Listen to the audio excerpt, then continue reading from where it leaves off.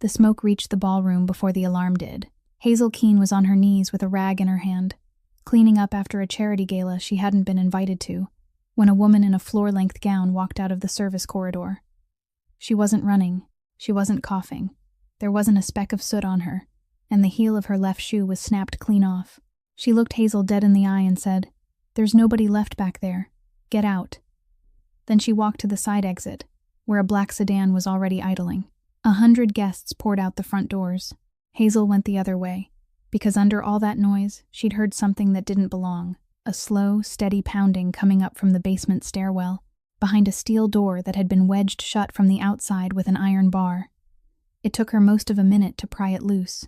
The man she found at the bottom of those stairs was pinned under a fallen door frame, burning his left hand raw, trying to lift it himself. She didn't ask who he was. She couldn't have lifted him if she'd wanted to. She just got her shoulder under the frame and told him to stand up. 90 seconds later, the ceiling came down.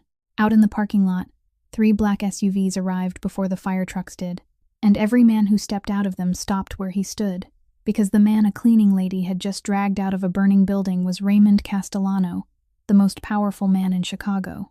And the woman who'd walked past her without a mark on her, that was his wife.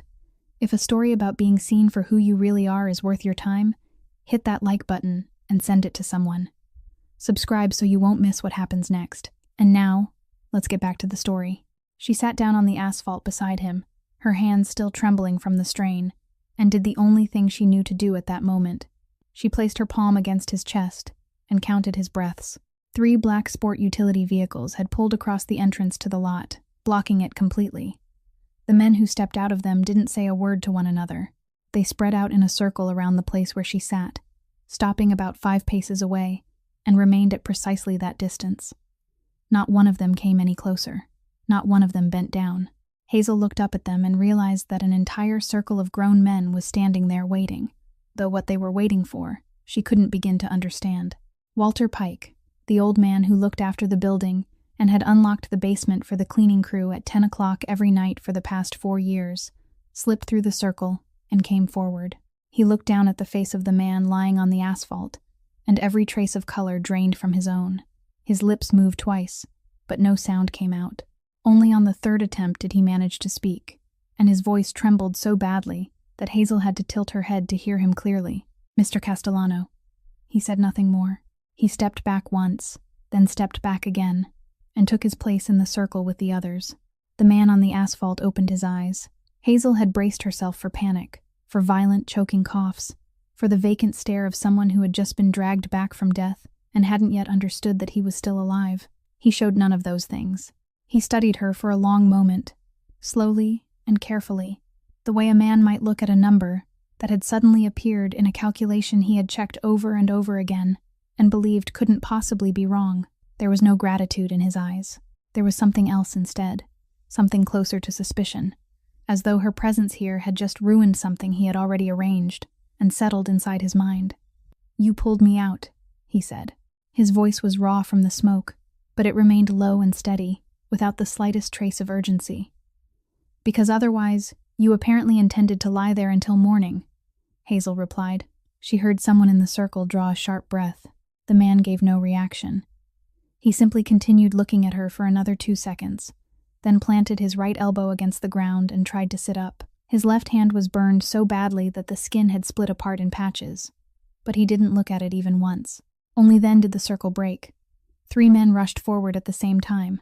One supported his shoulder, another dropped to his knees beside him, and the 3rd turned and shouted something about an ambulance. Hazel was pushed back about 3 feet, though no one had meant to push her. She got to her feet, retreated several more steps, and let them do what they needed to do. Then she turned to find her crew. They had gathered at the far corner of the parking lot, beside the steel fence separating the property from an empty field, exactly where Mrs. Rosa always made the entire crew stand during every fire drill. Hazel began to count. She counted from habit, following the same order Mrs. Rosa always used when calling their names at the start of a shift. And she counted 10 people. She counted again. There were still 10. Toby Marsh sat on the curb with both arms wrapped around his knees, and the boy, only 19 years old, looked up when he saw her approaching. He had escaped through the garbage truck entrance on the north side, he told her. He had run outside the moment he smelled something burning, even before the alarm sounded. He asked Hazel whether everyone had made it out. Hazel didn't answer him. She walked along the line of people once more, looking into every face. And this time, she didn't count. She was searching for only one face. Mrs. Rosa Delgado wasn't there. Hazel started walking back toward the building. She had gone about 50 feet when a firefighter stopped her by holding one arm across her chest and ordered her to remain behind the line. She told him there was still someone inside, that her name was Rosa, that she had gone back in to look for a boy, and that the door in the kitchen corridor had to be pulled, not pushed. The firefighter nodded, repeated that final detail into his radio, then kept Hazel behind the line. Hazel remained exactly where she was. She stood there when the eastern wall collapsed. She stood there when they placed the man whose left hand had been hastily bandaged into a black car instead of an ambulance, and the car left the parking lot before the paramedics could record his name on their chart. She was still standing there close to 4 o'clock in the morning when 2 firefighters emerged through the service entrance, and one of them removed his helmet. They had found Mrs. Rosa in the corridor leading from the kitchen to the western emergency exit. She had been lying 11 steps from the door. Hazel didn't cry. She asked whether they were certain it was her, and they said they were. She asked whether anything had happened to her, and they said there was nothing except the smoke. Then Hazel thanked them, just as someone might thank another person for returning something they had dropped. And she went back to the steel fence to tell the remaining 9 people. Toby was the last person she spoke to. The boy asked why Mrs. Rosa had gone back inside, and Hazel looked at him for a long moment before answering that she had gone back because one person was missing when she counted. She didn't tell him who that person was. She made that decision in the silence between those 2 sentences, and she would keep it to herself for a while longer. She reached her room above the laundromat close to 6 o'clock and turned on the television because there was no other sound in the apartment. The morning news led with the fire at the Verona Social Club in Bridgeport. They said one person had died, that the victim hadn't yet been identified, and that they were awaiting the medical examiner's findings. Then they moved to the main story, the part where the anchor lowered his voice by a measured degree, saying that Mrs. Vivian Castellano had now been declared missing, that she had attended the fundraiser the previous night, that according to witnesses she hadn't left the building with the other guests, and that the authorities still hadn't found a body.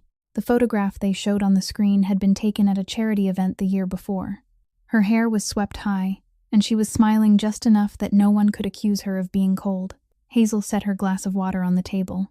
She stared at the photograph as the anchor read the final sentence, then reached over, turned off the television, and sat motionless in the darkness for a long while. She remembered the heel that had snapped clean off the shoe, the black leather case, and the way that woman had looked straight into her eyes and said there was no one left in the back.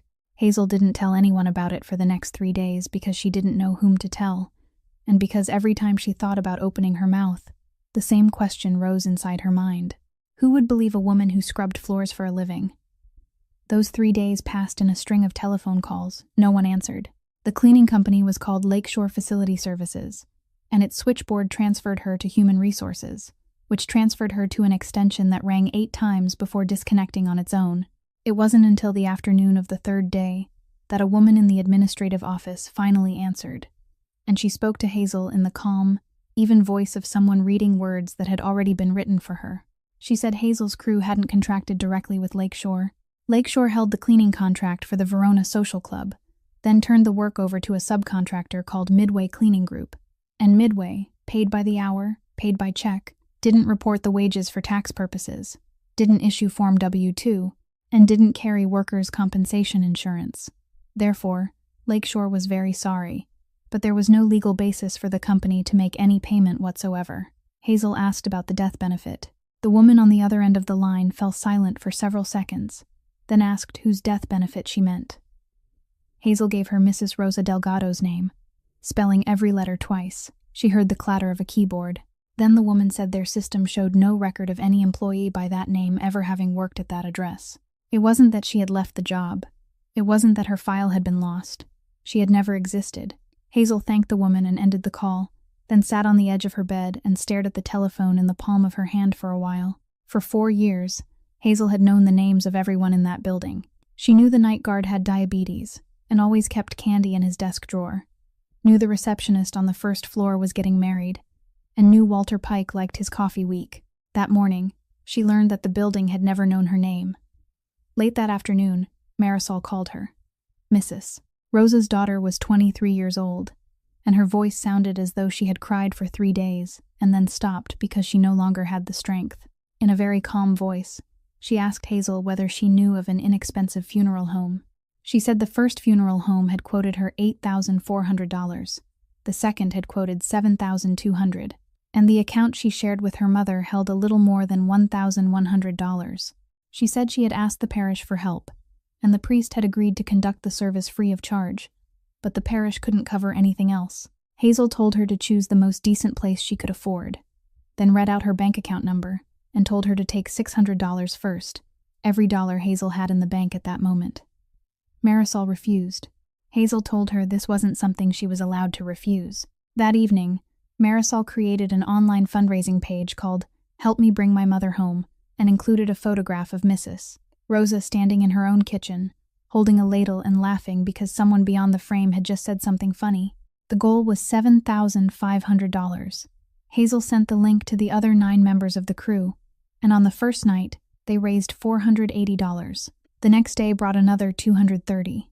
The day after that brought another $95. Hazel opened the page at the end of every night shift, and she began to understand something she didn't want to say aloud to Marisol. At that rate, it would take the girl nearly 2 months, and the funeral home wouldn't keep a body for more than 10 days. She was trying to work out whom she might borrow from and how much more each person might lend her when her telephone vibrated with a call from an unfamiliar number, and the person on the other end asked whether she was a co-worker of Toby Marsh. The caller was the landlady of the boarding house where Toby rented a room, and she said the police had come that morning to collect his belongings, that they were holding him at the Cook County Jail, and that she had called Hazel because her name was the only one listed in his emergency contact book. Hazel asked what he had been charged with. The woman said she wasn't sure. She had only overheard the word arson. Hazel took the first train the following morning, arrived at the jail at 7:15, and stood in line with 40 other people in a pale green corridor until it was her turn at the reception counter. The person behind the glass asked what her relationship was to the inmate. Hazel said she was his coworker. The person looked at her over a pair of glasses and said that only immediate family members were permitted to visit or receive information about the case, that Hazel's name wasn't on any list, and that if the young man didn't have an attorney, the court would appoint a public defender. Hazel asked when. The person said within 48 hours, usually. Hazel asked if she could leave him a message. The person said no. She remained in front of the glass for a little while longer, not knowing what else to say, until someone behind her spoke up to remind her that others were waiting, and she stepped aside. At the row of waiting room chairs at the end of the corridor, a man sat reading a form. He looked up when he saw her standing there in a daze, then told her that if it was a fire, they were looking for a cause, and the quickest way to find one was to find a cigarette butt. There was no malice in the way he said it. He spoke as though he were simply giving directions to someone who had lost her way. That afternoon, Hazel called 3 law offices. The first quoted a retainer of $7,500. The second didn't take criminal cases. The third asked what her relationship was to the defendant, and when she answered, the lawyer said he was very sorry, but he needed the signature of a family member.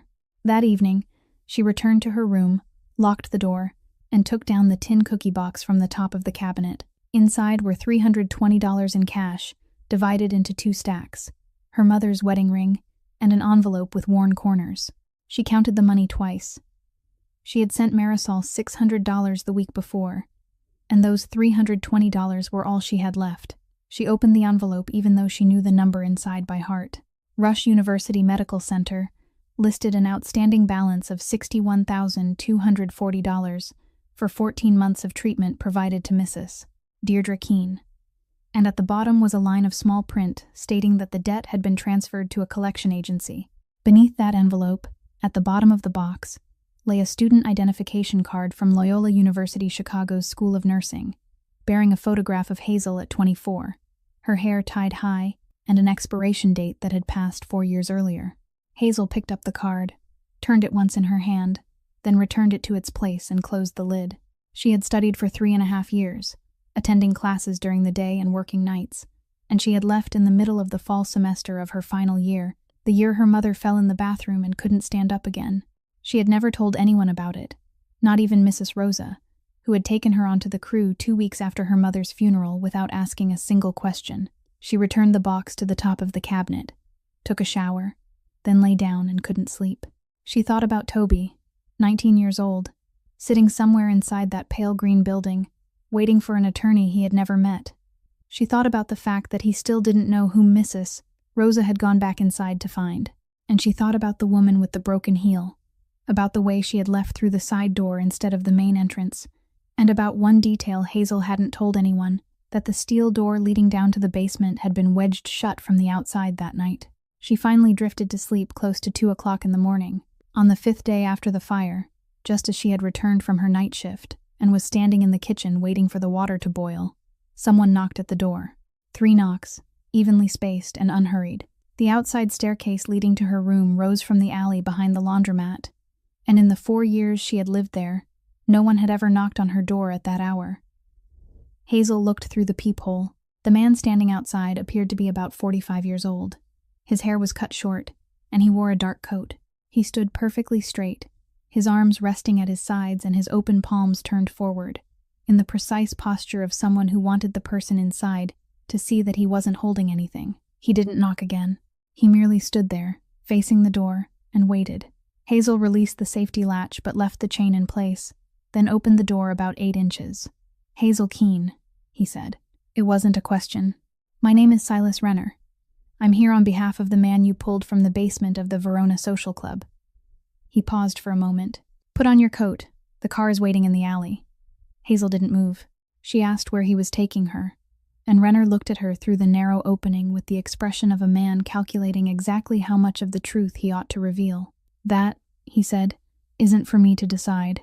The car traveled north for more than an hour, leaving the city behind and following a 2-lane road lined on both sides with bare oak trees, then turned onto a private drive nearly 1/4 of a mile long and stopped in front of a 3-story gray stone house in Lake Forest, the kind of house Hazel had only ever seen in photographs hanging in the waiting rooms of real estate firms. Renner didn't say a word during the entire drive.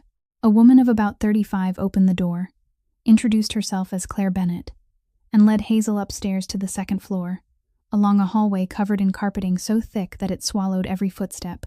She pointed to a door and said he was waiting for her. Hazel placed her hand on the knob and realized it wasn't locked. She also noticed that at the far end of the hallway, near the turn leading down to the stairs, a man stood leaning against the wall with his arms folded across his chest. He wasn't openly looking at her, yet he never once let her out of his sight. Hazel understood then that this door had no need for a lock. Inside was a spacious study, with dark wood-paneled walls and a large window overlooking a lawn veiled in mist, with the lake lying far beyond it.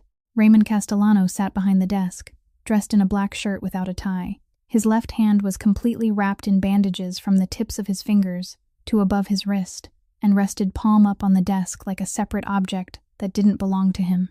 The cut along his left cheekbone had been closed with 3 stitches. He didn't rise.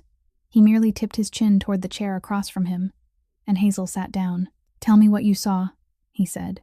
"From the moment you smelled smoke until the moment you pried that door open." Hazel placed both hands in her lap. She had spent the past 5 days arranging this exact sequence in her mind, and now she recited it as though she were reading an inventory at the end of a shift. The smell of smoke came about 40 seconds before the fire alarm sounded. A woman in a long gown emerged from the service corridor. She wasn't running. Her strides were long but even. She wasn't coughing. Not even once. There was no soot on her hair, her face, her shoulders, or either sleeve. There was no ash, nothing at all. Her dress wasn't torn. The heel of her left shoe had snapped clean off, leaving only the front, so every step on her left side fell lower than the one on her right, and Hazel noticed because she had cleaned that floor for 4 years and knew the sound of heels against it. In her left hand, the woman carried a black leather briefcase with a combination lock, and she held it pressed against her hip instead of letting it hang at her side. She looked Hazel straight in the eyes and said there was no one left in the back and that Hazel should get outside. Then she left through the eastern side door, not the main entrance. And outside that door, a black sedan was already running with its lights off, parked facing outward toward the road. Hazel hadn't seen the license plate. After that, she went back inside. At the landing leading down to the basement, the steel door had been barred with an iron crosspiece. the kind used to assemble warehouse shelving, about 4 feet long. It had been threaded through the door handle, with both ends braced against the 2 sides of the wall. The iron bar was on the outside of the door. That meant someone had stood in the hallway and placed it there. It took Hazel about 50 seconds to pry it loose because she had to find a chair to brace her foot against. Hazel stopped. She had told him everything. Raymond didn't ask another question. He sat motionless, staring down at the surface of the desk, and the silence stretched on so long that Hazel could hear the clock on the wall and the wind beyond the window. He didn't frown. He didn't clench his hand. He didn't ask her to repeat a single detail, not even about the briefcase, not even about the car. When he finally looked up, his face remained exactly as it had been when she first entered the room. "Do you know who you just described?" he asked. Hazel met his gaze. "No," she answered, "but you do." Renner, who had been standing in the corner near the door from the beginning, stepped half a pace forward.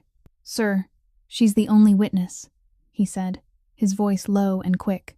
"The police haven't taken her statement, and if this gets out before we know what's happening, she'll be the first person they come looking for.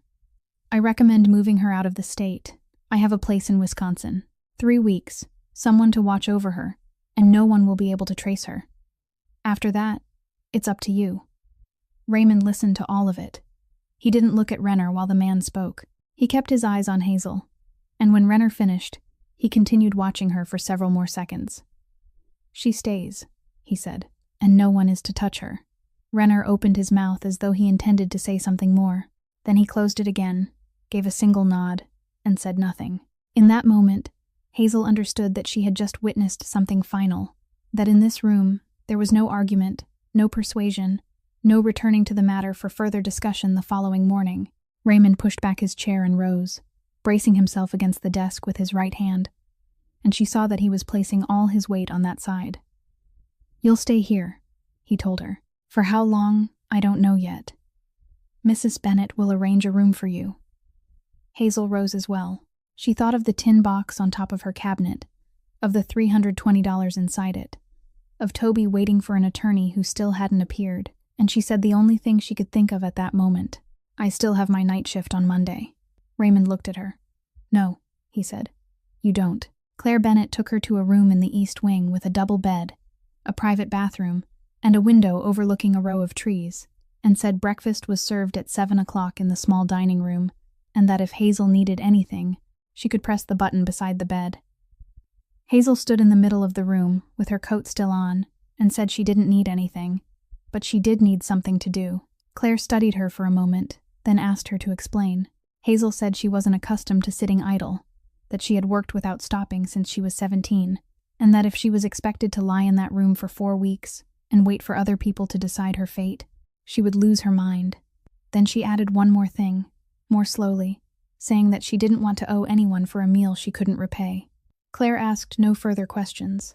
The next morning, she left a neatly folded charcoal gray uniform on the dining table, along with a sheet listing the work schedule and hourly wage, and explained that the household cleaning crew consisted of 6 people, that they began work at 6 o'clock in the morning, and that the woman responsible for the second floor was on maternity leave.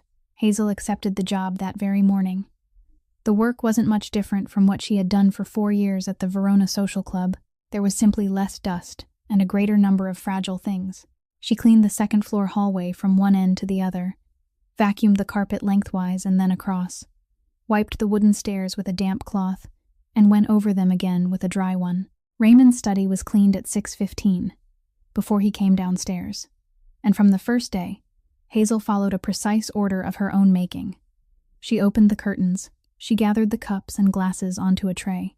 She wiped the surface of the desk from the left edge to the right, lifting every object and placing it back exactly where it had been, and she did it carefully because she knew that men like the owner of this house often remembered the position of their belongings down to the last inch. She lifted the paperclip holder and set it down again. She picked up the steel seal embosser belonging to Castellano Holdings, the heavy tool shaped like the letter C that was pressed together to stamp the image of an eagle into paper, cleaned the surface beneath it, and returned it to its place. On the steel die, along the eagle's left wing, there was a chip, about 1/25 of an inch long. She continued cleaning the rest of the desk, emptied the ashtray, changed the water in the flower vase, and left the room before 6:30. She did exactly the same thing every morning. In the evenings, she returned to the room in the east wing, sat on the edge of the bed, and checked Marisol's fundraising page. By the 9th day, the amount had stalled at $2,170. She called Marisol twice a week to ask whether she was eating properly, but she didn't tell the girl where she was. She also called the Cook County Court every Tuesday and Thursday morning to ask about Toby Marsh's court date, and each time, the person answering the telephone read her the same line, saying that the case remained under investigation and that no court date had yet been set. The strangest thing about that house wasn't its wealth. It was the speed with which Hazel disappeared. On the first day, people still glanced at her. On the second, 2 guards stopped talking when she pushed her supply cart past them. On the third, they lowered their voices but continued their conversation. By the 4th day, they no longer lowered their voices at all. Hazel knelt to clean the baseboards in the first-floor hallway, less than 10 feet from where they stood, while they discussed how the police still hadn't finished dredging the area along the southern embankment, how the family on the wife's side had sent people over 2 days earlier, and how someone inside the house was feeding information to outsiders. One of them said someone would have to pay for what had happened. The other said it wasn't for the 2 of them to discuss. Then they went outside to smoke, and neither man looked back at her even once. At noon that same day, 2 women in the kitchen talked directly in front of her while she washed a flower vase in the sink beside them. They said a shoe had been found on the lawn behind the social club, that it was a woman's high-heeled shoe, and that the authorities still hadn't disclosed it to the press. Hazel didn't turn her head. She finished washing the vase, placed it upside down on the rack, wiped her hands on her apron, and went upstairs to complete the rest of her afternoon work. She had lived for 11 years in this condition. The state people called being there without truly being present, and she knew exactly what it cost and what it offered in return. It took from her the feeling that she deserved to be seen by anyone. In exchange, it allowed her to hear everything. On the afternoon of the 4th day, Hazel was folding towels in the linen room at the end of the hallway when she heard the family's private physician speaking from inside the study, his voice louder than was usual for a man conducting a medical examination. "Doctor, Ellis Novak said there were deep second-degree burns across the back of the hand and wrist. Said that if infection set in, Raymond could lose all function in the extensor tendons. Said that both the 7th and 8th ribs were fractured, and said 10 days, no going anywhere, no meetings, no getting into a car." Raymond's reply was so brief that Hazel had to stand completely still to hear it. 4 days. Novak said he couldn't bargain with broken ribs. Raymond said 4 days, and then there was silence. And that silence ended the negotiation.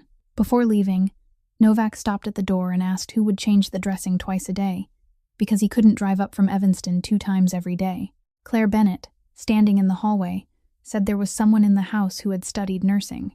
Hazel looked up and found both of them watching her. She said she had studied for 3.5 years, that she didn't have a degree, and that she had never taken the licensing examination, making every part of that clear before either of them had a chance to ask. Novak asked if she knew how to irrigate a burn with saline and apply a silver dressing. She said she did.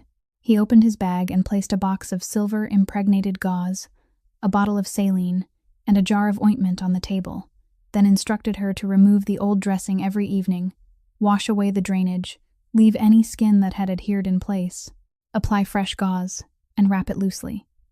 He added that if she saw redness spreading beyond the edges of the burn or noticed any odor, she was to call him immediately, even in the middle of the night. Then he left.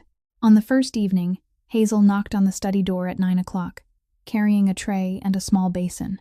Raymond was sitting in the armchair beside the window instead of behind his desk, and only one lamp was lit. He placed his hand on the towel she had already spread across the armrest, and he didn't say a word for the next 20 minutes. Hazel worked slowly. She unwound the bandage 1 layer at a time, soaking the innermost layer with saline so it would release on its own instead of pulling it away.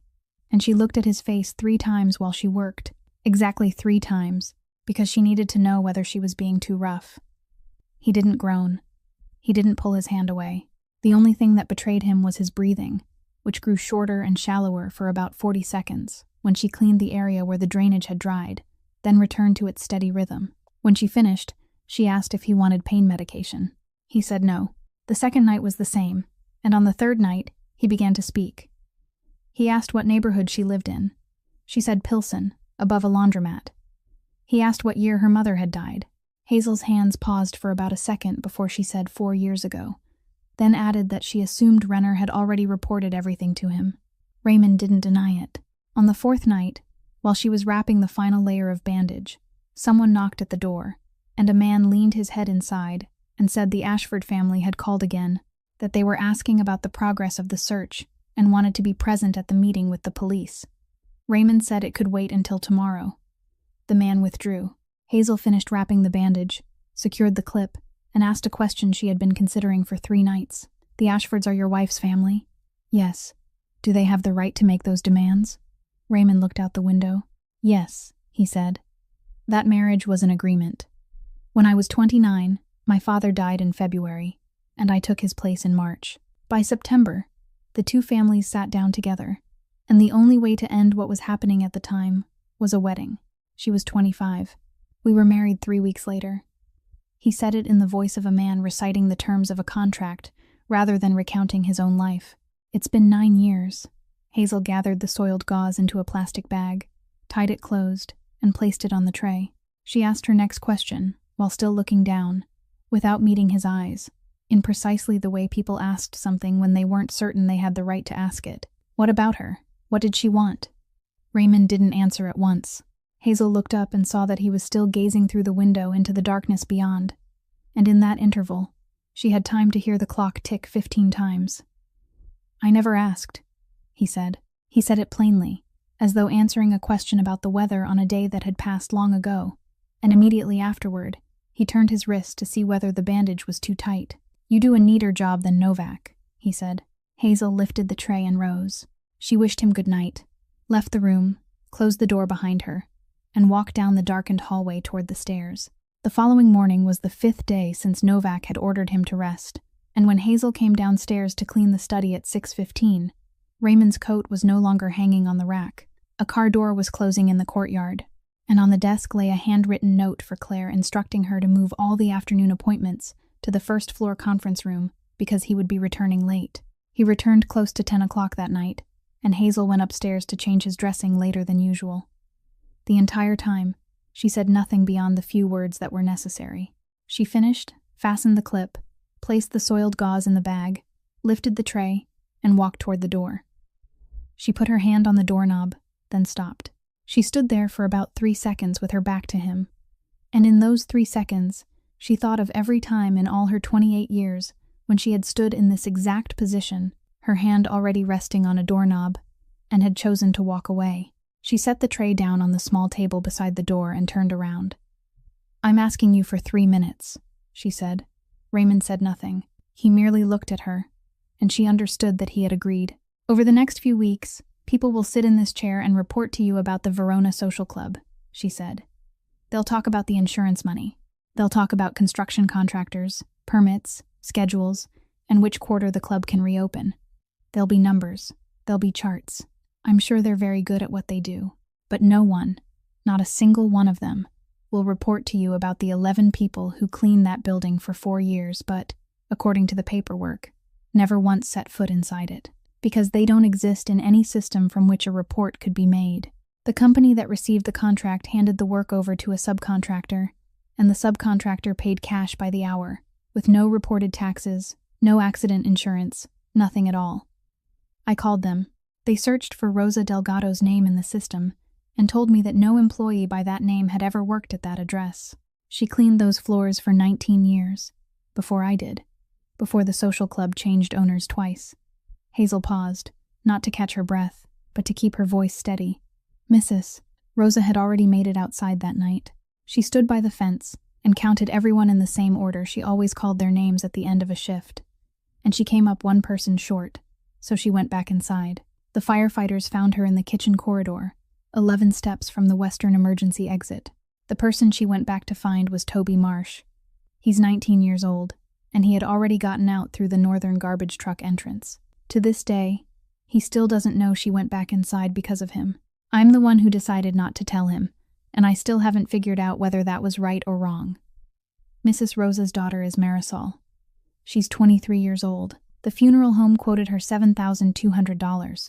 She had $1,100. 2 weeks ago, She created an online fundraising page called Help Me Bring My Mother Home. And as of this morning, she had raised $2,170. The funeral home will hold a body for no more than 10 days. Toby is sitting in the Cook County Detention Center. They say he discarded a cigarette butt. He doesn't smoke. I worked beside him for 2 years, and he has asthma. But the police need a cause for the fire, and a 19-year-old cleaner working off the books, with no money to hire an attorney, is the cheapest cause they could find. I went to the jail. They wouldn't let me see him because I'm not family. I called 3 law offices. The least expensive one demanded a retainer of $7,500 and required the signature of a relative. But Toby doesn't have a single relative in this state. She looked directly at him. I didn't come here to ask for money for myself. I came because you're the only person I've ever met whose one telephone call could accomplish what the 9 of us couldn't manage after pooling everything we have for an entire month. And because if I don't tell you tonight, no one else ever will. She read every name aloud. Rosa Delgado, Marisol Delgado, Toby Marsh. Then she read the remaining 8 names from the crew, slowly and distinctly, as though calling attendance at the end of a shift. Ivan Petrick, Lucia Ramos, Bogdan Hasek, Maria Elena Cruz, Denny Fagan, Yelena Rusk, Oscar Villalobos, Kathleen Doyle. She told him which of them had young children, which of them rented their homes 1 month at a time, and which one had a herniated disc but didn't dare take a day off. She told him everything in about 4 minutes, never raising her voice once. Then she fell silent.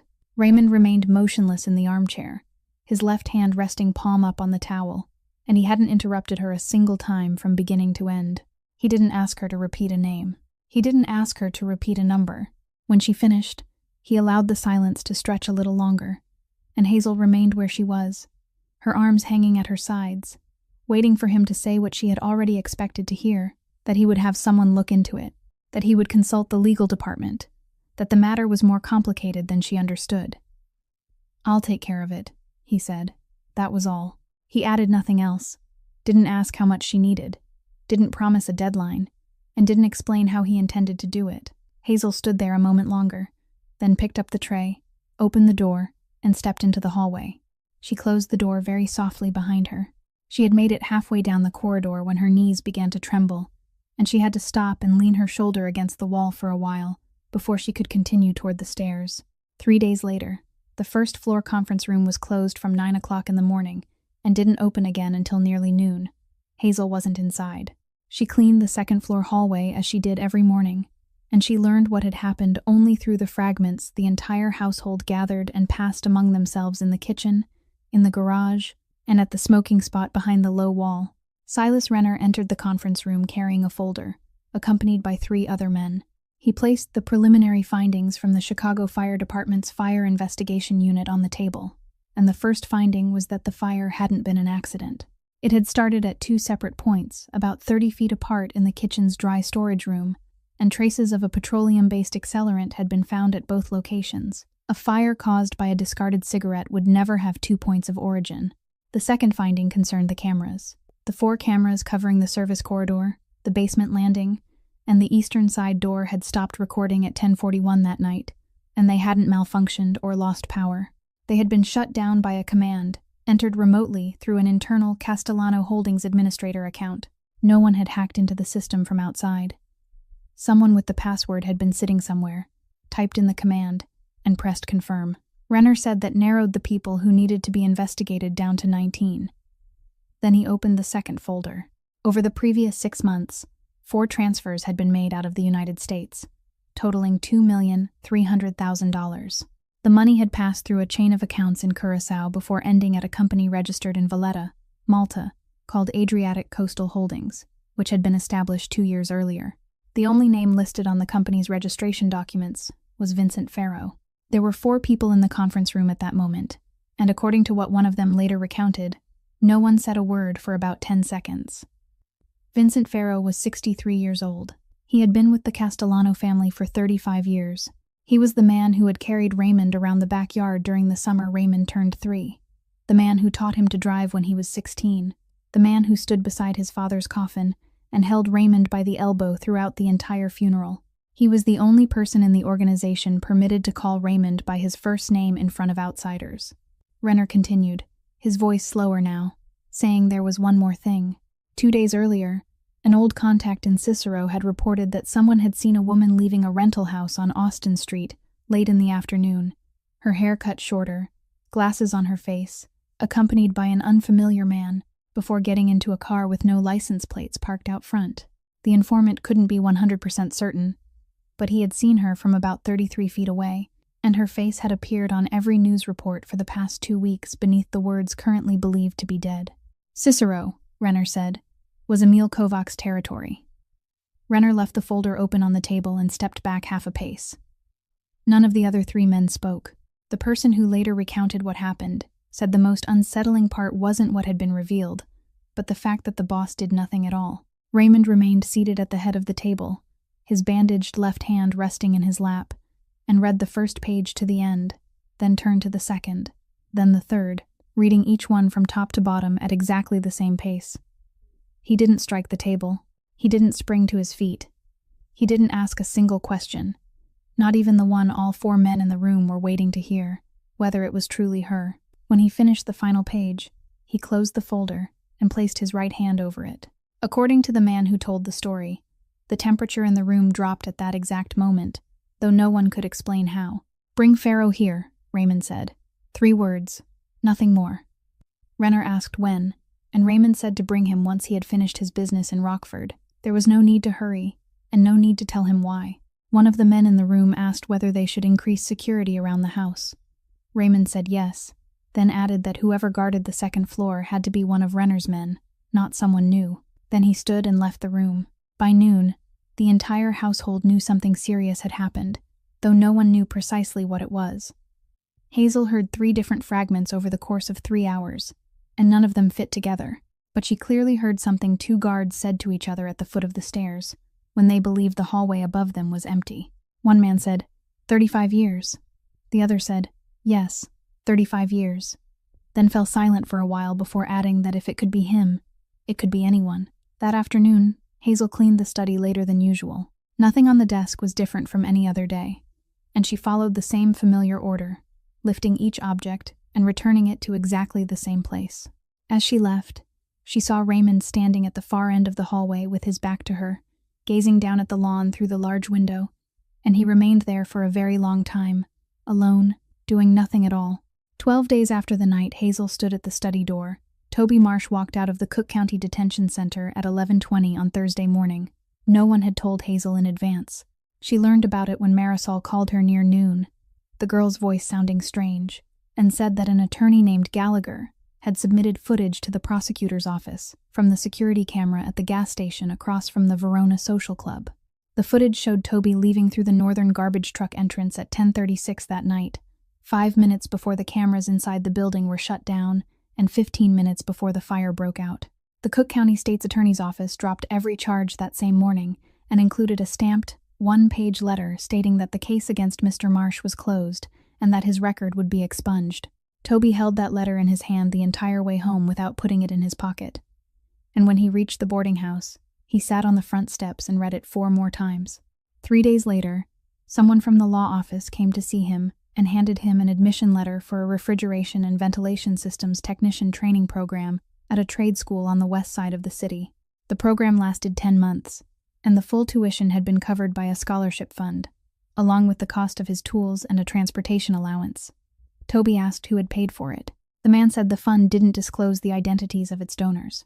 Rosa Delgado's funeral was held on Saturday morning at St. Barbara Church in Bridgeport, the same church where she had attended Mass for 19 years. The funeral home had been paid in full on Tuesday, and Marisol was informed that the complete payment also included a burial plot at Holy Sepulchre Cemetery, the kind with a granite headstone rather than a flat bronze marker set into the grass. Marisol asked for the online fundraising page to be closed, and she returned the money to everyone who had contributed. On the Monday morning after the funeral, a woman in a suit came to the girl's home, placed a folder of documents on the kitchen table, and slowly explained everything to her twice.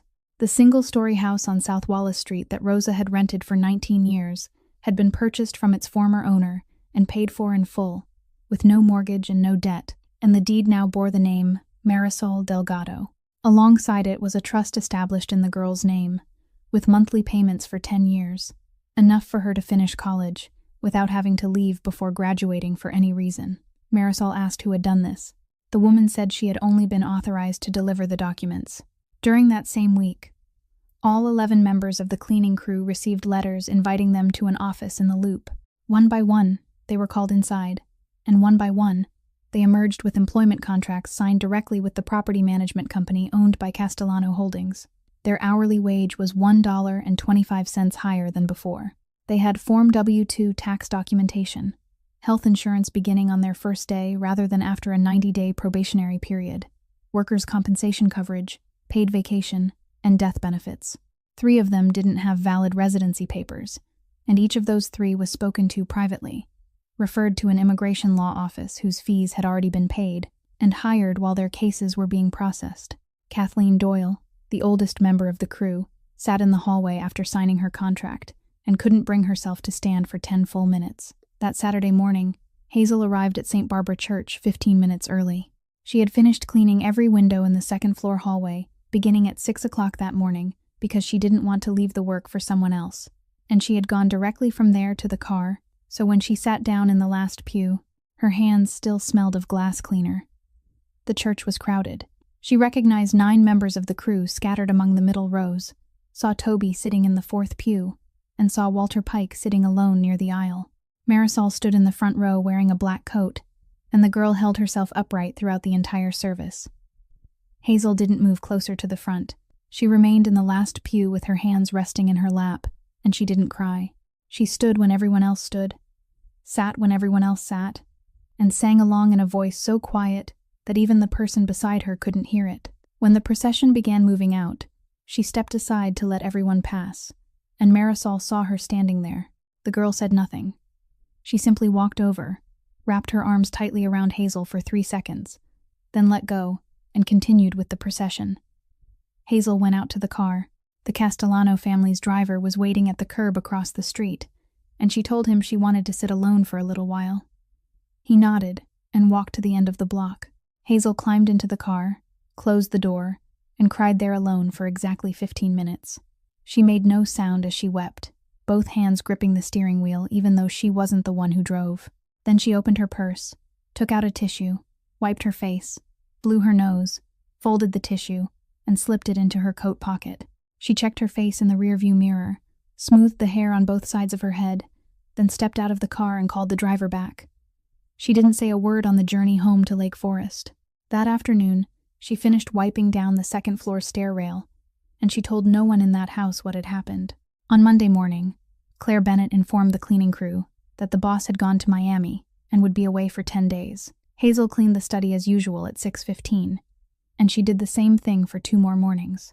On Wednesday afternoon, Silas Renner found her in the second-floor hallway.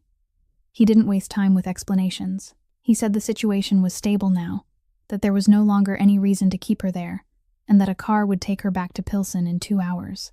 Hazel listened to everything, then asked only one question, whether he knew about this. Renner said he carried out the instructions he was given.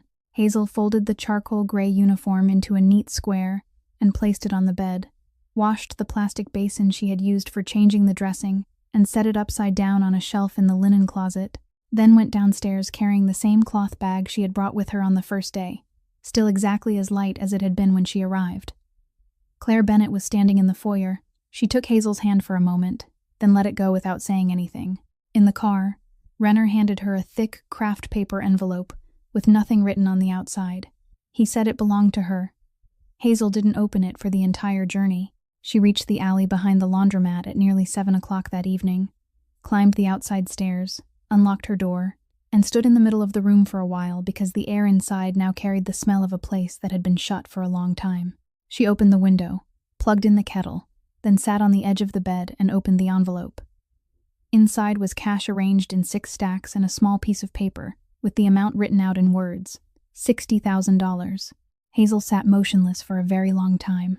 Then she stood, reached for the tin box on top of the wardrobe, opened the lid, took out the envelope with the worn corners, and placed the 2 things side by side on the table.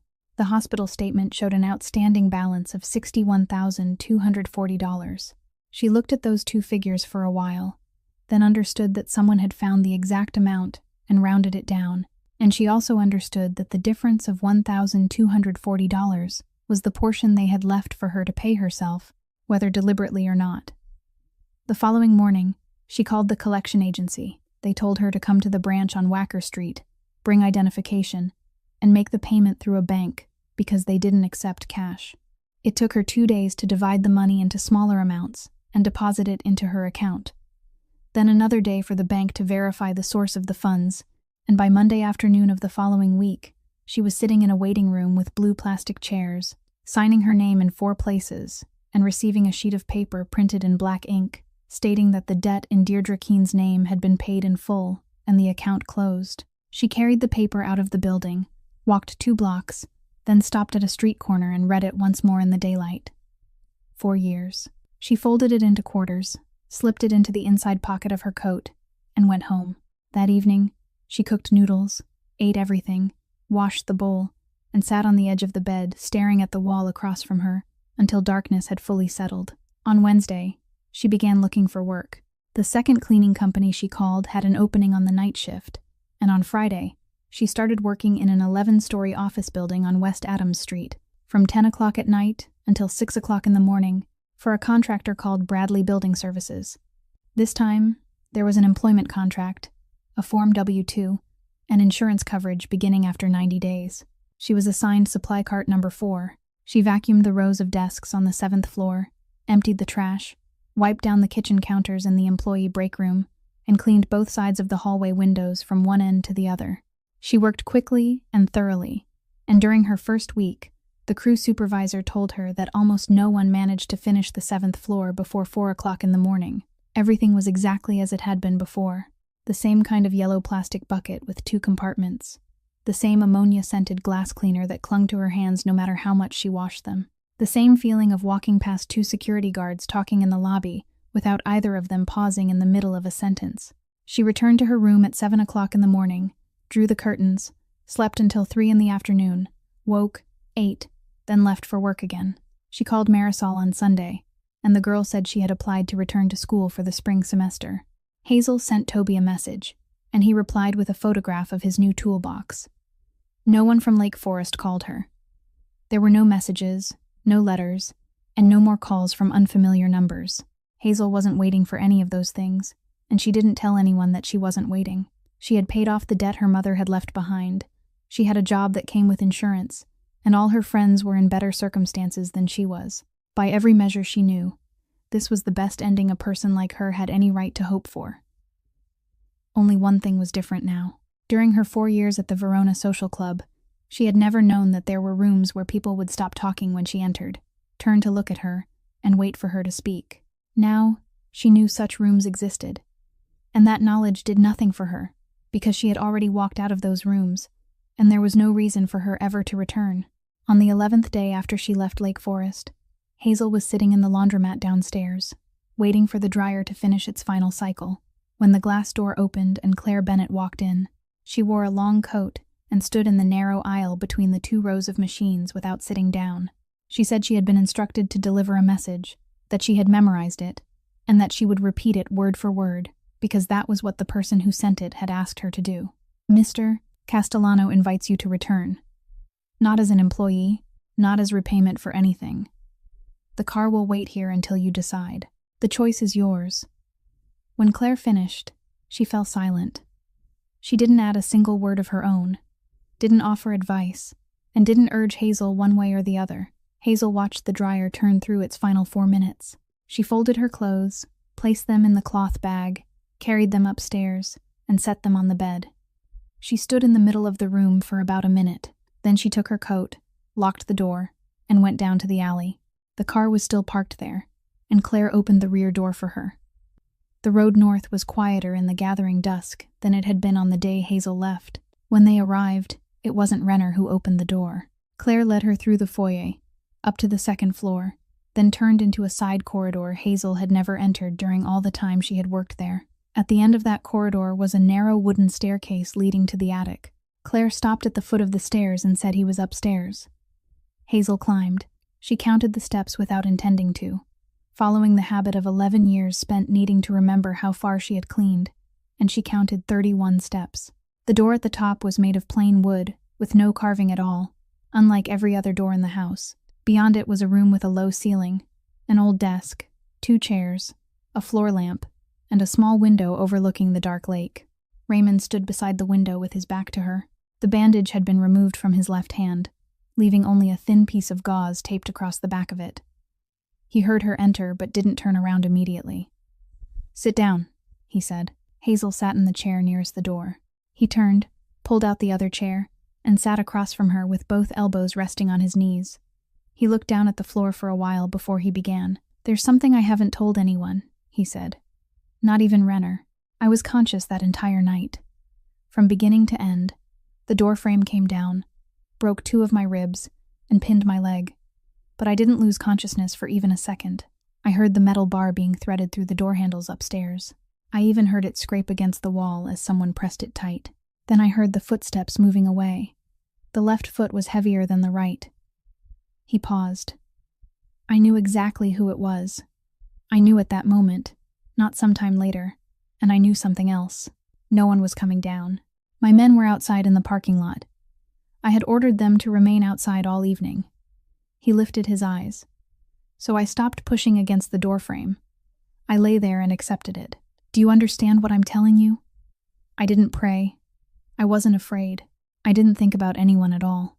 I simply lay there, calculated how many minutes I had left, and decided it was fair. 38 years of doing the things I've done, and a woman I married had decided that enough was enough. I thought it was fair." Hazel said nothing. Then I heard the metal bar fall. Then I heard footsteps running down the stairs. Then 2 hands seized me by the collar, and a voice ordered me to get up. He looked directly at her. "You didn't ask my name. You didn't ask whether I was all right. You didn't beg me to keep trying. You gave me orders. You told me to get up right now. You told me you couldn't lift me. You told me I had to push myself up. And I got to my feet because no one had spoken to me in that voice in 20 years. He straightened in his chair. "I have about 30 men willing to die for me, and I believe they mean it. But not one of them could have done what you did that night, because every one of them would have asked me first, and I would have told them to leave me there. But you didn't ask me a single question." He placed both hands on his knees. "Since you left, I've had 7 meetings in 1 week, and I've sat through 7 men telling me what they thought I wanted to hear. Then I came home and thought about a woman standing at the door of my study, reading 11 names aloud to me without asking for a single cent for herself. I didn't call you back here because I owe you my life. I've already repaid that debt with money, and you accepted it, and that matter is finished. I called you back because I want you to stay. Not as a cleaner, not as a guest. Stay so I can come to know the kind of person you are, over time, and through the choices you make at every step.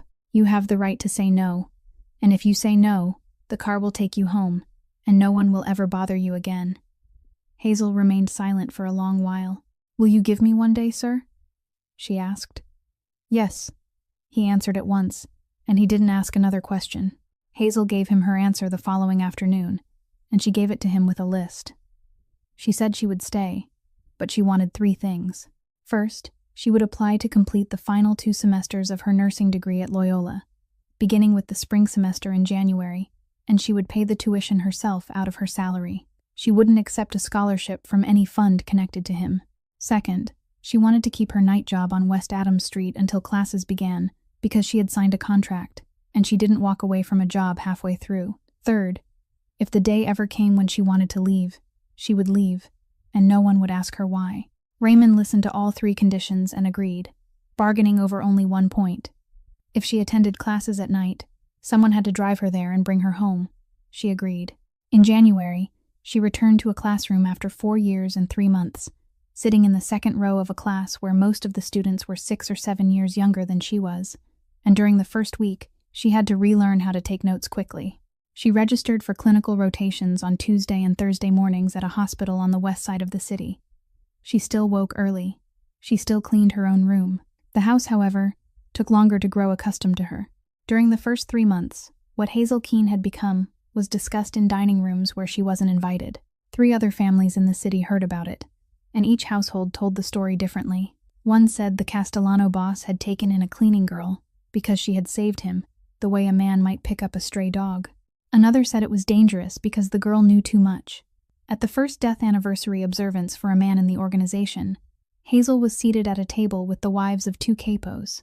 The 2 women talked to each other throughout the entire meal without asking Hazel a single question, and when they stood to leave, one of them glanced at her exactly once, with the look someone might give a stain on a tablecloth, a look that held no anger, and merely acknowledged that something was present that had no business being there.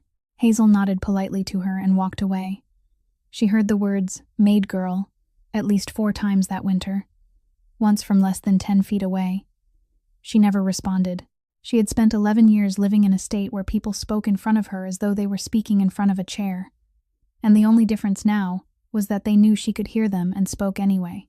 She didn't tell Raymond about any of it, and he didn't ask. But by February, those 2 women were no longer seated at the same table with her, and Hazel understood that someone had rearranged the seating without offering anyone an explanation. Silas Renner didn't say a word to her during the first 3 weeks. He nodded when he passed her in the hallway, opened doors when her arms were full of books, and did nothing more. Then, one evening, near the end of January, as she was putting her books into her bag in the foyer before leaving for class, he walked past, stopped, and said exactly one sentence. "You were right to make him rest for 2 more days." His ribs were cracked worse than Novak dared admit. Then he continued on without waiting for her to answer. From that day forward, he called her Miss Keene instead of girl. Claire Bennett was much simpler about it. She began leaving a plate of dinner for Hazel in the warming oven whenever Hazel came home late after a clinical shift, and by March, the 2 women had fallen into the habit of sitting at the kitchen table drinking tea at 11 o'clock at night. Claire told her the small stories of the household that no one ever told anyone, while Hazel told her about her shifts at the hospital. One evening, Claire asked whether she was afraid. Hazel thought for a moment, then said what frightened her most was the day she became accustomed to all of this. Raymond met with her every evening whenever he was home. They sat in the attic room, she doing her coursework while he read documents, and on some nights, they exchanged no more than 10 sentences. He asked about her clinical rotations. She asked him about things she didn't understand. One evening, he showed her a file on an Indiana trucking company he had recently purchased in full, and another concerning 3 riverside parcels on the southwest side that had been transferred to a construction company legally registered in its owner's name. He didn't explain why he was showing them to her. She didn't ask. But over those 6 months, there were 4 investments like that. All of them clean businesses. All of them handled slowly and quietly, and Raymond made no announcement about any of them to anyone in his organization. During meetings, he still sat at the head of the table and still made every decision in 3 or 4 words, just as he always had. Only 2 people in the house noticed that the money was beginning to flow in a different direction. One was Renner. The other sat in the attic room every evening with a textbook open across her lap. That was how the winter passed. By March, Farrow had returned from Rockford. They brought him in on Thursday afternoon, without handcuffs, without men flanking him on either side, with only a car pulling up in front of the house, and Renner walking 3 steps behind him. Vincent Farrow was 63 years old, and walked with a slight limp because of the knee surgery he'd had 2 years earlier, and he entered the second-floor study with the bearing of a man who had passed through that door several thousand times. Raymond rose when he came in. He pulled out a chair for him, poured him a glass of whiskey, and asked how his knee had been lately. Farrow said it ached when the weather turned cold. Raymond said then he shouldn't go to Rockford in March anymore. They spoke that way for about 3 minutes. About the weather, about Farrow's youngest son working in Phoenix, about a restaurant on Taylor Street that had just closed after 40 years. Then Raymond placed the file on the desk, pushed it toward the old man, and sat down. Farrow didn't open it. He looked at the cover for a moment, then leaned back in his chair. "Go ahead and ask," he said. "The cameras," Raymond said. "I shut them down," Farrow replied. 10:41. I was sitting in my car in the north lot, and I shut them down with my phone. I turned off 4 of them, the service hallway, the basement landing, the east side door, and the one by the garbage truck entrance. The one at the garbage truck entrance went down a few minutes late, so that must be how the boy ended up on the footage. The money. 2.3 million. 4 payments, just as it says in there. Farrow tipped his chin toward the file. "I'm not going to deny it. I'm old now. I don't have the strength to deny it. Raymond gave a single nod. Did you know I was down there? Farrow remained silent for about 5 seconds. Yes, he said. I knew. Raymond didn't ask why. That was what Renner later recounted, and could never understand, that Raymond hadn't asked a single question about the reason. Hadn't asked whether it was for money or revenge, hadn't asked what had become of 35 years. He simply moved to the next question on his list. Who paid you? Farrow looked at him for a long time.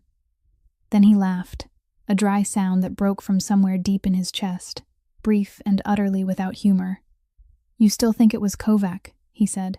For 9 years, you've been looking in the wrong direction. There were 3 men in the room, and all 3 heard those words. Raymond showed no reaction. He waited. I'll tell you, Farrow said, but not now. I want 2 things. Say them.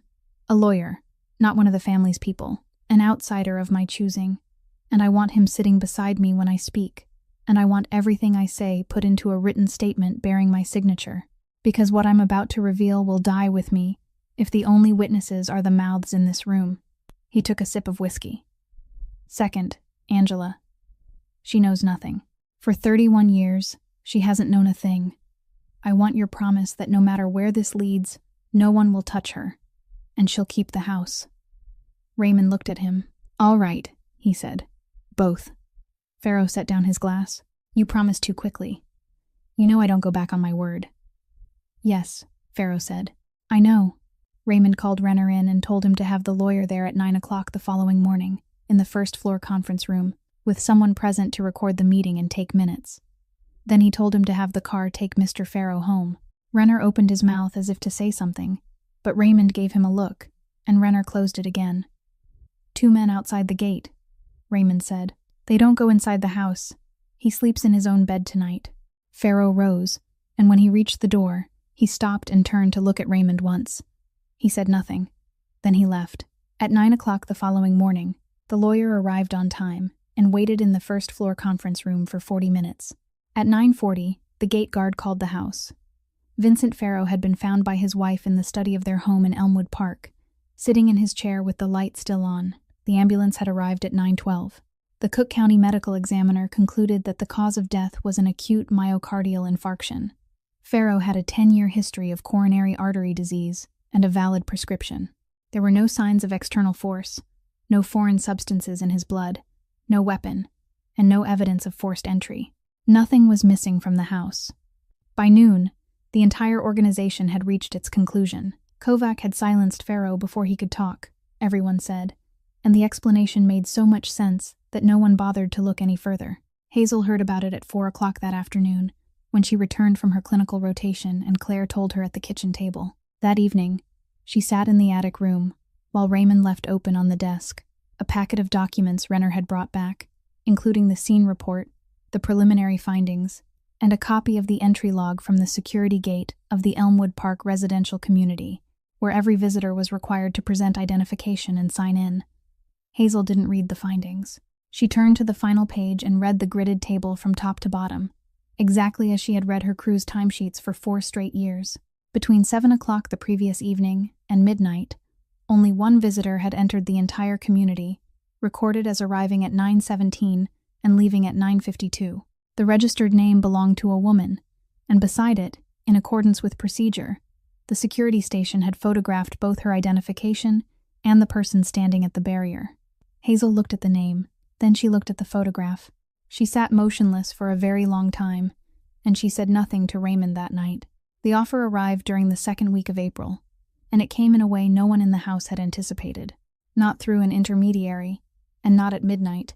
An ordinary letter arrived by mail at the Castellano Holdings office in the Loop, signed by Emil Kovac, requesting a meeting in broad daylight at a location chosen by the Castellano side, with each party permitted to bring 2 people, while he would also bring his personal attorney. Renner said it was a trap. Raymond read the letter twice, then said that if Kovac wanted to kill him, he wouldn't have written a letter.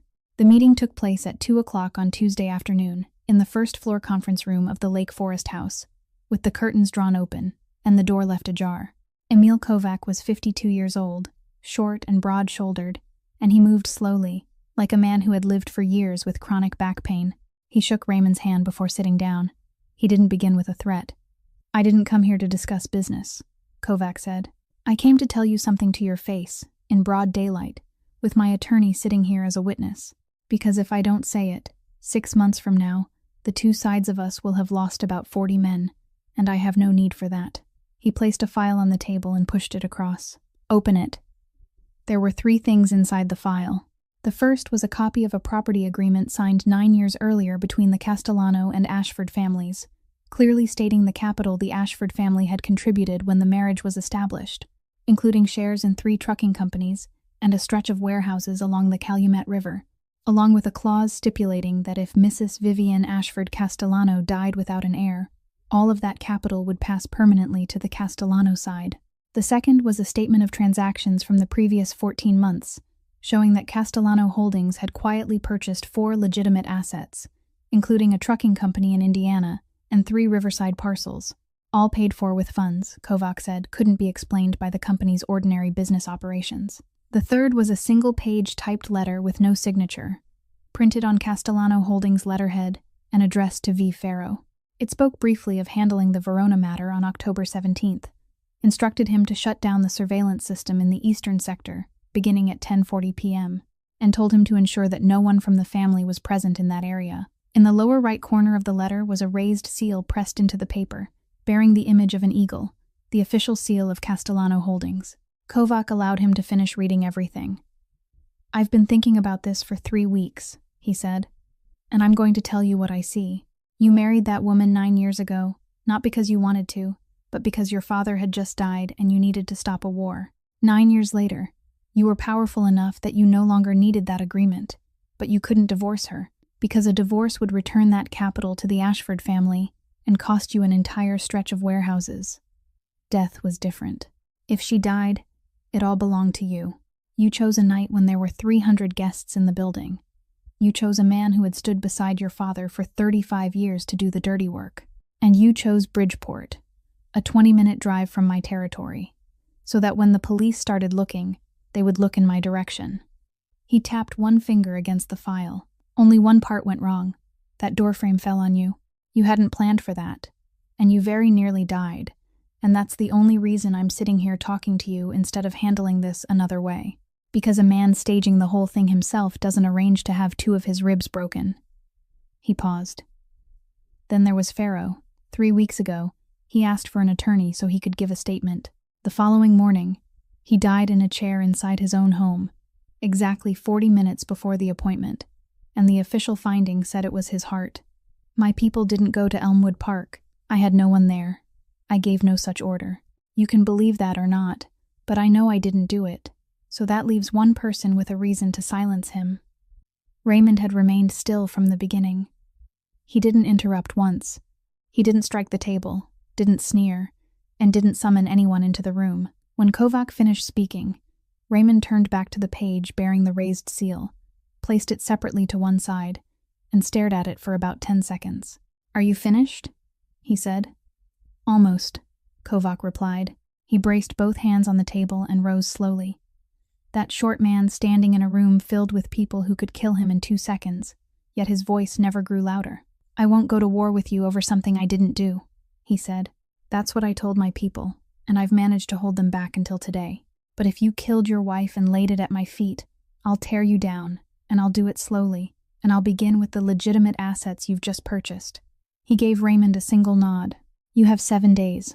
I need a proper answer, something better than silence. Then he walked out.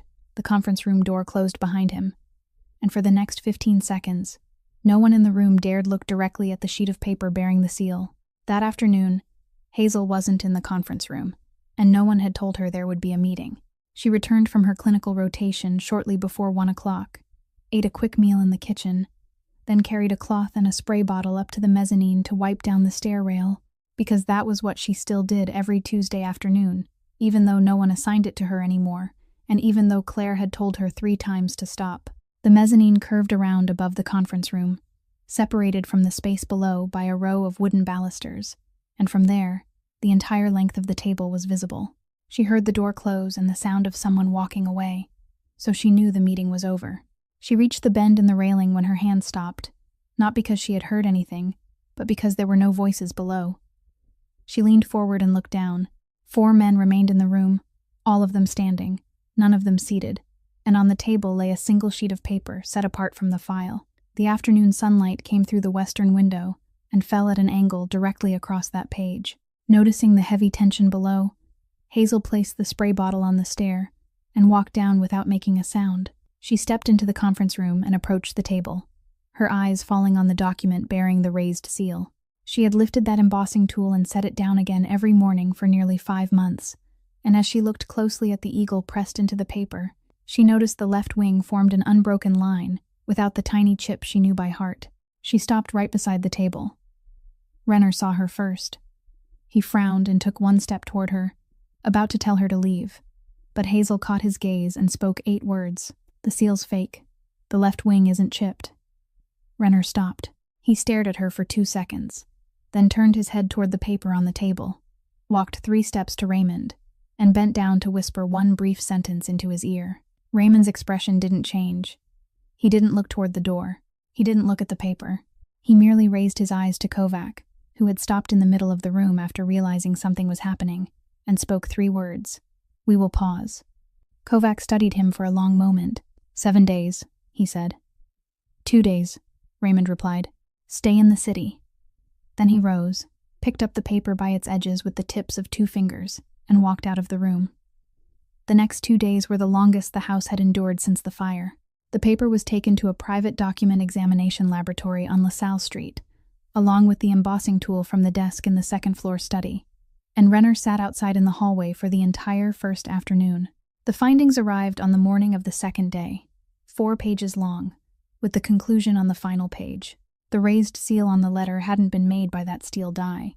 It had been made by another die, a reproduction that matched the original in size and composition by 98%, but differed in 3 tiny details detectable only with measuring instruments, and in 1 detail visible to the naked eye, if a person knew what to look for. The eagle's left wing on the counterfeit die formed an unbroken line. On the genuine die, there was a chip roughly 1/25 of an inch long, creating an almost imperceptible break in the outline whenever it was pressed into paper. The examiner added another paragraph at the end. Whoever had made the counterfeit die hadn't copied it from the actual object, but from an old impression that had been photographed at high resolution and reconstructed.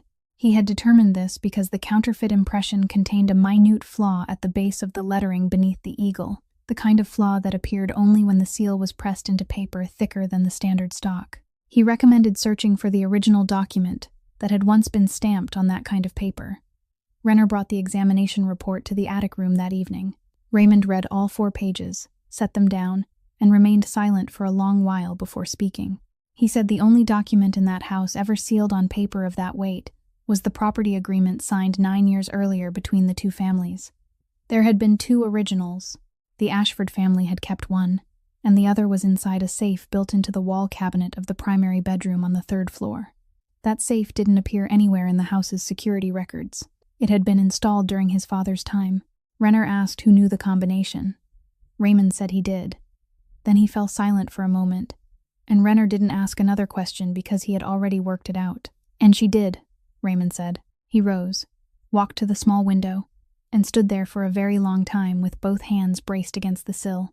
Hazel sat at the table with her textbook open before her, and she didn't turn a single page the entire time. When Raymond finally turned around, he spoke not to Renner, but to her. "The Elmwood Park entry log," he said. "You read it that night." Hazel closed her book. "Yes. What did you see?" She entered at 9:17 and left at 9:52. 1 visitor. The name on the register was Angela Farrow. She paused. But the woman in the photograph taken at the barrier wasn't her. It took Renner 4 days to trace the house. It stood in South Haven, Michigan, a 2.5-hour drive from Chicago, around the southern end of the lake. A 2-story wooden house rented by the season, with 6 months paid in advance by a check from a company registered in Delaware. The woman who rented it had given her name as Diane Whitlock. The neighbors said she rarely went out, walked along the water in the late afternoon, and received no mail. What Renner brought back wasn't the woman. It was 3 boxes of documents taken from the basement of that house, and what lay inside those 3 boxes overturned everything the people in the Castellano house had believed for the past 6 months. Vincent Farrow hadn't recruited anyone. He was the one who had been recruited. The first payment to him had been made 8 years and 9 months earlier, 3 months after the wedding, and it hadn't come from Kovac or from any organization on the west side. It had traveled from a private trust account opened in Ann Arbor, through 2 layers of shell companies, and then into the account of Adriatic Coastal Holdings in Malta. The owner of the original trust account was Vivian Ashford. The source of the money was the annual income she received from the very assets her family had contributed to the marriage. In other words, for 8 years and 9 months, the man who had carried Raymond Castellano in his arms when Raymond was 3 had been paid with the dowry of the wife Raymond had married in exchange for peace.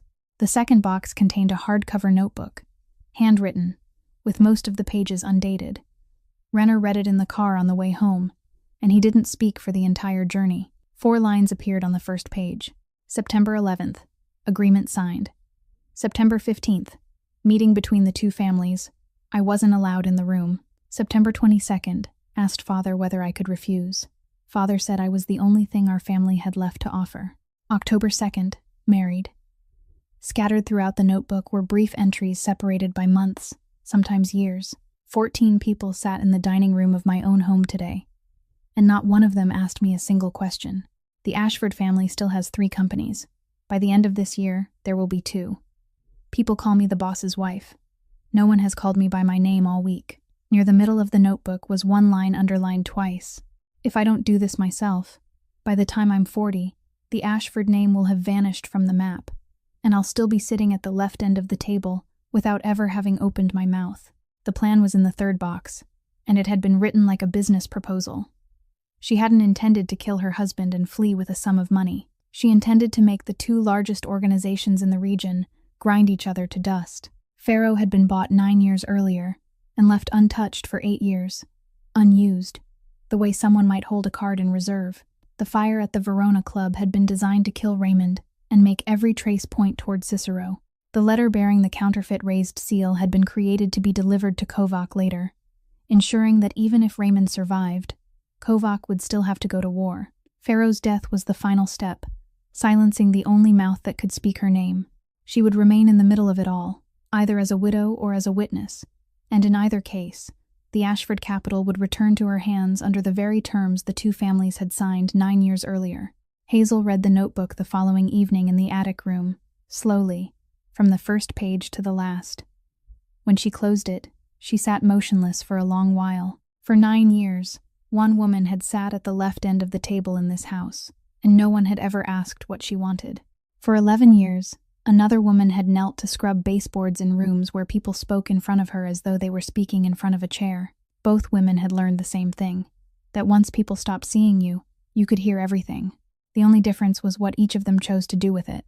3 days later, on Thursday afternoon, Hazel left the lecture hall at 4:15 and walked to the parking lot, where the driver always waited for her at the southern corner.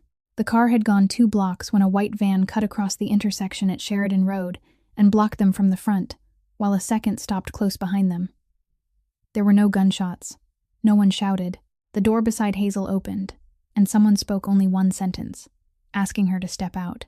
The driver was held inside the car. 40 minutes later, Raymond's phone rang, and Emil Kovac was on the other end. He spoke immediately, without a greeting. His men had the girl. He didn't want to do this, but he needed a guarantee, because the Castellanos now possessed an examination report stating that the letter was counterfeit, and that could be genuine, or it could be something they had fabricated themselves to escape blame.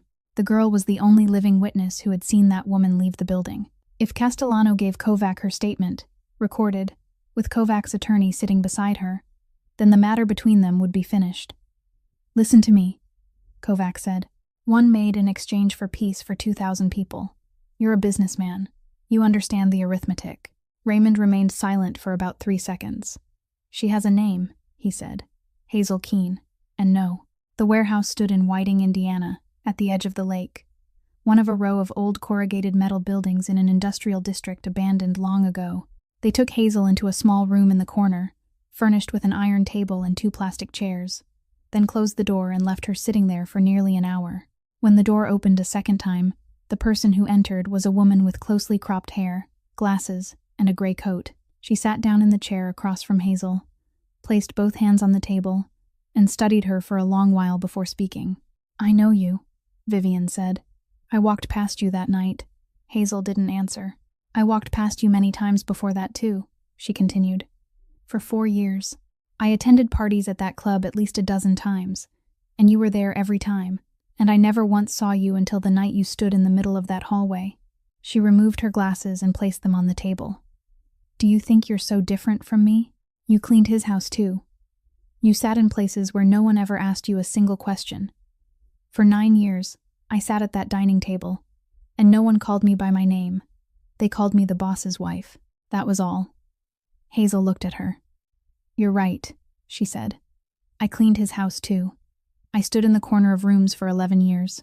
The only difference between you and me is that when I saw someone dying at the foot of a staircase, I pulled that person out.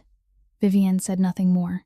She put her glasses back on, and during that silence, the sound of tires grinding over gravel came from the yard outside. Raymond entered through the main door alone, his hands empty, carrying nothing, and stopped in the middle of the warehouse. The condition he had given over the phone was simple. When he walked in, the girl walked out, and he would bring no one with him. What he hadn't said was that Renner and 4 of his men had been lying on the northern metal roof for the past 20 minutes. Hazel was led to the door. She stopped there and turned to look back inside. Vivian had risen from the table, and she held a handgun aimed at Raymond from about 13 feet away. Hazel could see clearly that she was waiting for something. She was waiting for him to soften his voice. She was waiting for him to ask why, waiting for him to remind her of everything he had done for her, waiting for him to say that he had given her everything. After 9 years of sitting at the left end of that table, perhaps she had played this moment in her mind hundreds of times. Raymond did none of those things. He stood still, looked directly at her, and asked one question. 9 years, he said. What did you want? I'm asking you this one time, and I'll listen to all of it. Vivian didn't answer. Hazel saw the hand holding the gun begin to tremble, very slightly at first, beginning at the wrist and spreading into her fingers. Her mouth opened, but no sound came out. Then the gun lowered about 8 inches, and in that instant, one of Renner's men stepped forward from behind her and took it from her hand as simply as taking a cup from someone drifting to sleep. Not a single shot was fired. Vivian sat down in the plastic chair and offered no resistance at all. There were 9 men inside the warehouse then, and every one of them turned toward Raymond and waited. Hazel knew exactly what they were waiting for. She walked back inside. If this ends here, she said, there won't be any record. No official report, no trial, nothing at all. And Rosa Delgado will forever remain nothing more than an undocumented cleaning worker who died in a fire of unknown cause. Her name never appeared in any system while she was alive. If you handle this here, her name won't appear in the final one either. She looked at Raymond. Let the court decide. Let someone read her name aloud in a courtroom. That's the one thing she was never allowed to have while she was alive. Raymond looked at her for a very long time. Then he turned to Renner and told him to call the Indiana State Police. 3 weeks later, Raymond's attorney walked into the United States Attorney's Office for the Northern District of Illinois, carrying 14 boxes of documents, including evidence that proved his own client's crimes. Raymond signed a cooperation and deferred prosecution agreement, accepted the forfeiture of 2/3 of his assets, agreed to 5 years of federal supervision, and transferred everything that remained into legitimate transportation, construction, and real estate businesses. Vivian Ashford Castellano was prosecuted in Cook County State Court for murder and aggravated arson. The trial lasted 11 days, and throughout those proceedings, Rosa Delgado's name was read aloud 37 times. Marisol sat in the front row and listened to all 37. Emil Kovac withdrew without going to war, and neither side lost a single man. Toby Marsh completed his refrigeration training and earned his professional license. Silas Renner called her Miss Keene for an entire year. And then one day, he called her Hazel. Hazel Keene passed her nursing licensure examination at the age of 29. The Verona Club was rebuilt on the same ground where it had once stood, but it didn't reopen as a club. It was named the Rosa Delgado Center, and it had a free clinic, evening English classes, and a legal office dedicated to cases involving service workers whose wages had been stolen, who had been forced to work without contracts, or who had been injured with no one willing to accept responsibility. Hazel ran it.